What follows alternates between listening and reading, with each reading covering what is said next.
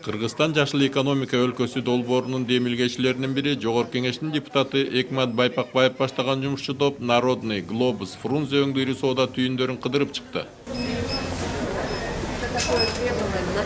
Анын негизги максаты аталган соода жайларында сатылып жаткан тамак аштын сапатын текшерүү болду. Чынын айтканда, кандай сапаттагы, эмне дары-дармектер, кандай жер семирткичтер себилип өстүрүлгөн азык-түлүктү колдонуп жатканы боюнча Кыргызстандын жарандарынын кабары жок. Сатууга чыкканын күндөлүк тамак ашына колдоно беришет. Депутаттын айтканына караганда, мындай нерседен жарандарды коргоонун мыйзамдуу жолун табышыбыз керек. Любой адам келип туруп, мына алып туруп текшерип, ден соолугуна зыянбы, зыян эмес. Ушуну билиш керек. Биз ушуга максат кылып атабыз. Мыйзам адамдын биздин укугубузду коргош керек. Ушул эң биринчи маселе ушул да. Азыркы күндө жашылча жемиштерди, айыл чарба өсүмдүктөрүн курт-кумурскалар менен ар кандай зыянкечтерден арылтууга, мал ооруларына каршы колдонула турган дары-дармектер менен химиялык заттардын түрү чыкты. Аны айрымдары билип колдонсо, көпчүлүгү билбей эле колдонуп жатканы белгилүү. Бул болсо элдин саламаттыгына чоң зыян алып келүүдө. Чоң сатуу түйүнүндөгүлөр алар көргөзүп, ошол боюнча ар бир фирмаларда тиешелүү агроном консультанттар отурат. Майда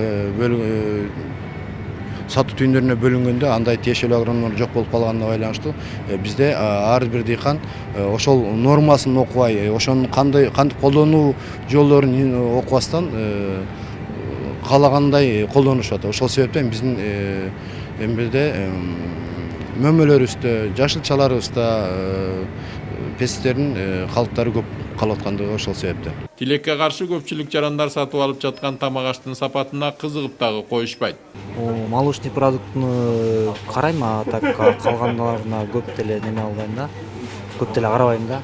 Демек, бул жагдайга Жогорку Кеңештин депутаттары тарабынан дыкат көңүл бурулуп, атайын жумушчу топ түзүп, коңгуроо кагылып жатканы бекеринен эмес. Жогорку Кеңештин депутаты Байпакбаев Экмат Журукбаевич зеленый экономика боюнча чоң аракет жумуштар жасап атат. Ошо кыргыз элибиз эмне тамак жеп атат. Ошо тамактын составында эмне же көп нарушение барбы? Ошо максатында бүгүн биз чоң супермаркеттерди анан базарлардан продукцияны алып атабыз. Бул ошо антибиотика ичинде барбы, пестициддер барбы, анан жанагы ГМО барбы. Деги эле микроорганизмге жанагы химический показатель безопасностька ошонуга биз бүгүн лабораторияга алдык. Буюрса бир жумадан ашып анан результаттар чыгып калат.